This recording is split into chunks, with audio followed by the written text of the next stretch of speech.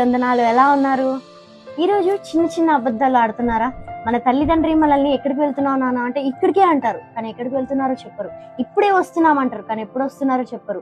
మన కోసం ఎదురు చూస్తున్న వాళ్ళు ఎక్కడున్నావురా అంటే ఒక 2 minutes లో వస్తున్నామంటారు, కానీ 2 గంటల వరకు కనిపించారండి. చిన్నవే కదా నేను అబద్ధం ఆడుతున్నాను, నేనేం పెద్ద అబద్ధం ఆడట్లేదు కదా, ఎవరు నష్టపోవట్లేరు కదా నా అబద్ధం వల్ల అని అనుకుంటున్నారేమో. కానీ బైబిల్ ఏం చెప్తుందో చూద్దామా? సామెతలు 12:22 చూద్దామా? అబద్ధమాడు పెదవులు యెహోవాకు హేయములు. చిన్న అబద్ధమా పెద్ద అబద్ధమా అని కాదు, అబద్ధమే. మనం అబద్ధాలు ఆడొద్దండి. ఈ రోజే ఒక తీర్మానం తీసుకుందామా? చిన్న అబద్ధమైనా కానీ మనం ఒకవేళ చిన్న అబద్ధం ఆడుతున్నామంటే దానికి అర్థం ఏంటి?